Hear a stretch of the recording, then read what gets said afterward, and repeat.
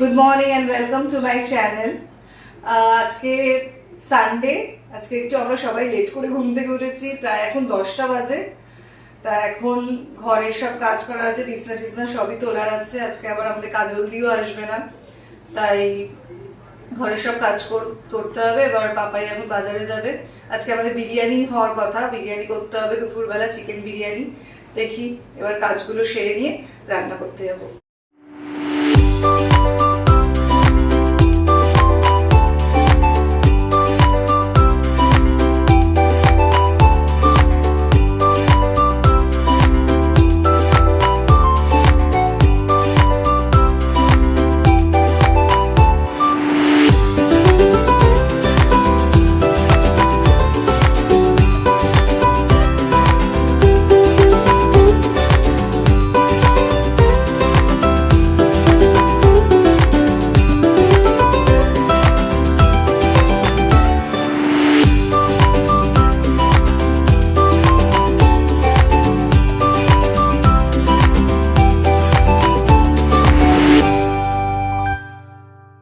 আজকে সকালের breakfast Sunday, লুচি আর ছোলার ডাল।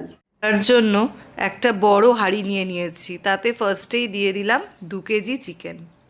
2 কেজি চিকেন মানে 16-17 পিস চিকেন হয়েছে। ওইগুলোকে আমি হাত দিয়ে একটু সুন্দর করে সাজিয়ে নিচ্ছি।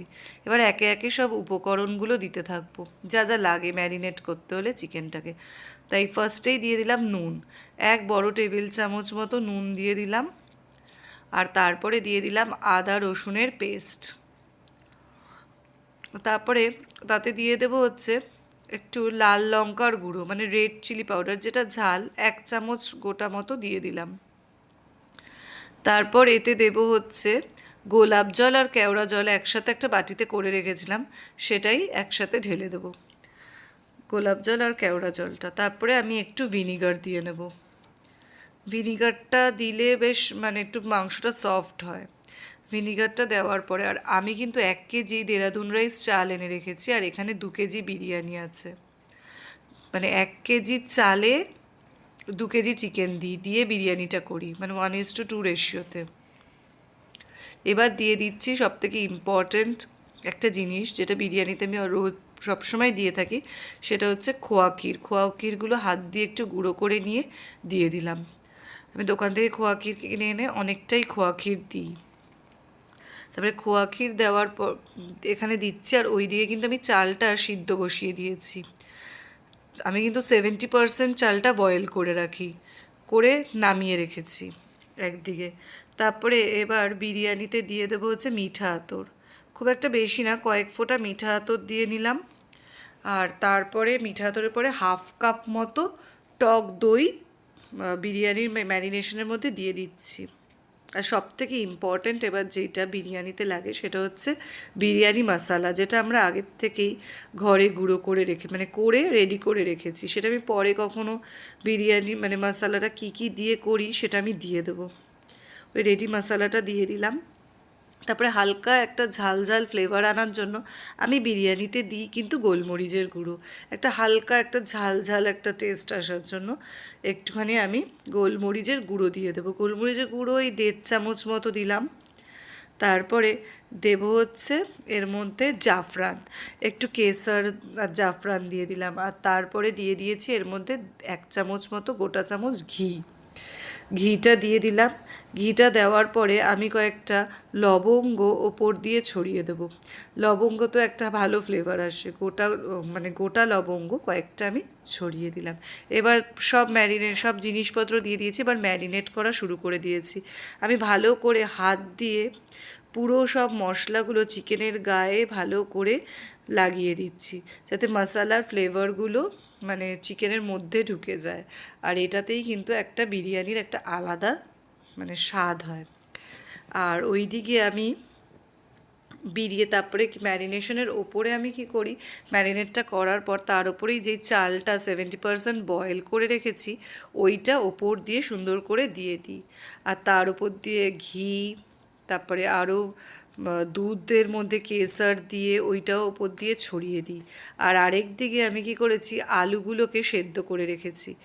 এবার দেখো আমি যেরকম বলেছিলাম বিরিয়ানির হাঁড়িতে মাংসগুলোর ওপরে ওই চালটা দিয়ে মাঝখানে একটা ফুটো মতো করে রেখেছি, আর ওপর দিয়ে আলুগুলোকে সুন্দর করে সাজিয়ে দিলাম, আর ওপর দিয়ে কিন্তু বিরিয়ানি মশালাও দিয়ে দিয়েছি। এবার ঢাকনা বন্ধ করে আমি বিরিয়ানিটা স্টিমে বসিয়ে দিয়েছি, 45 মিনিট মতো স্টিমে দিয়েছি, আর আটা দিয়ে ভালো করে মুখটা আটকে দিয়েছি।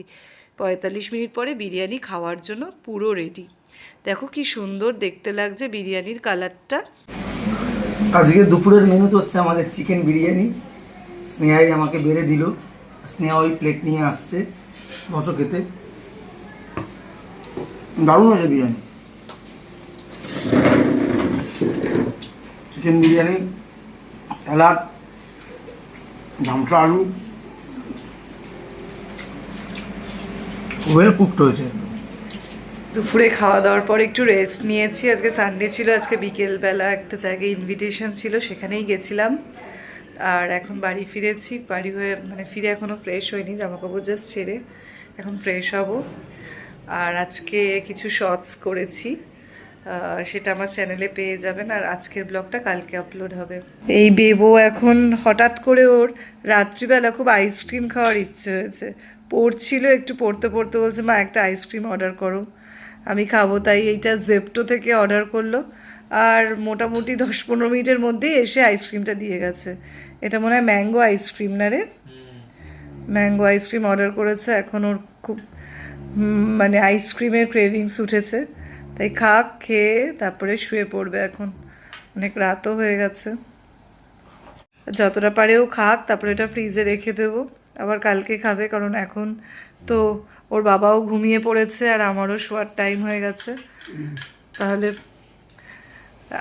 তাহলে গুড নাইট ফ্রেন্ডস, আজকের মতো এখানেই ব্লগটা শেষ হয়ে গেল। আবার দেখা হবে কালকে।